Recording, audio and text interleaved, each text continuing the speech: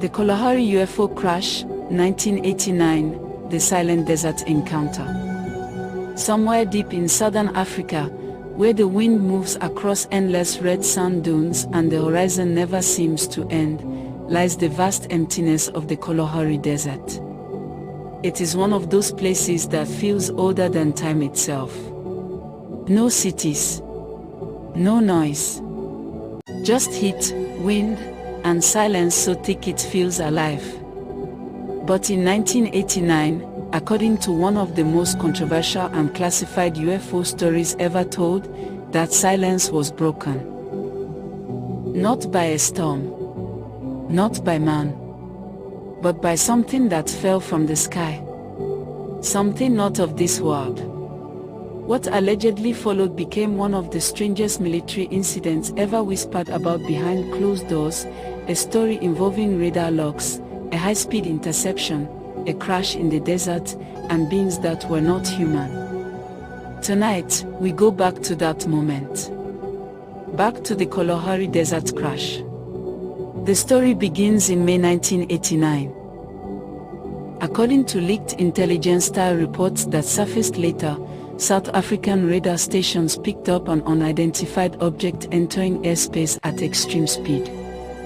At first, operators assumed it was a meteor. But then something strange happened. The object didn't follow a ballistic path. It changed direction. Fast. Too fast. Military analysts later described it as impossible maneuvering physics. Within minutes, fighter jets were scrambled. Reportedly 2 Mirage 3 sent to intercept the unknown object. What they saw next would become the core of the mystery. Pilots reportedly visually confirmed a metallic, disc-shaped craft reflecting sunlight like polished chrome. No wings. No visible engines. No exhaust trail. And then, according to the story, the craft reacted. It accelerated instantly. Radar tracking allegedly showed the object performing sharp 90-degree turns at speeds no human pilot could survive. Then something unexpected happened. It began to descend. Fast. As if failing. As if damaged. Moments later, it disappeared off radar completely. The pilots were redirected toward a remote impact area deep in the desert. What they found there would become the most debated UFO crash claim in African history. A military recovery team was reportedly dispatched to a remote section of the Kalahari Desert. No roads. No landmarks. Just sand stretching endlessly in every direction. And then they saw it. A massive crater. And inside it, a metallic structure. A craft.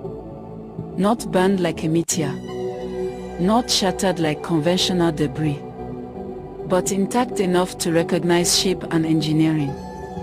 Witness descriptions, as later leaked through alleged documents and whistleblower accounts, described a smooth disc-shaped hull, seamless metal surface, strange geometric markings, no visible rivets or joints, a faint heat shimmer still surrounding it. But the most disturbing part wasn't the craft. It was what was inside. According to the story, a special military recovery unit approached the object carefully.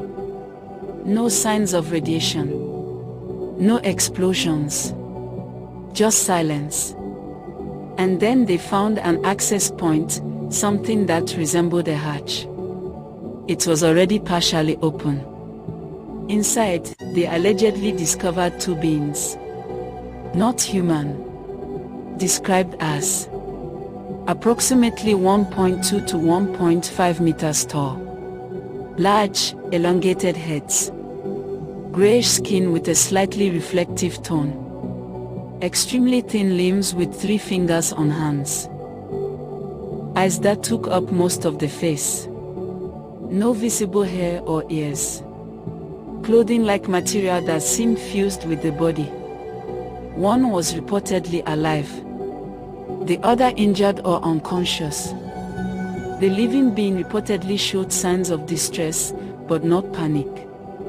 Instead, witnesses described something stranger. Calculation. As if it was observing and processing everything around it. The medical officer allegedly attempted communication. No spoken language. No sounds resembling human speech. But then something even more unsettling happened.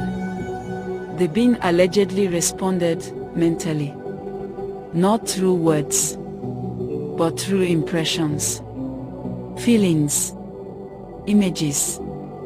The soldiers described sudden intrusive sensations, vast star fields, a sense of long travel, a feeling of returning rather than arriving, and something like disappointment. As if the being was not surprised to be there. As if this was not the first time something had gone wrong. The craft and occupants were reportedly transported under extreme secrecy to a classified military facility. Within hours, the crash site was cleared. No public acknowledgement. No official record. Just silence. But according to later leaked claims, international intelligence agencies were informed almost immediately. Some versions of the story even suggest joint observation between multiple governments. What happened to the beings afterward is unknown. Some say they were studied. Some say one survived. Some say both were never actually alive in the way humans understand life. And some believe the entire incident was covered up so thoroughly that even confirming it happened is impossible. Over the years, the Kalahari UFO crash has generated several competing theories. Let's break them down. The extraterrestrial craft theory. The most popular explanation. The craft was an alien reconnaissance vehicle that malfunctioned or was damaged during atmospheric entry or area engagement. Supporters point to high-speed maneuvering beyond human capability, lack of conventional propulsion, reported non-human occupants, radar inconsistencies. In this view, Earth was either being observed or visited regularly.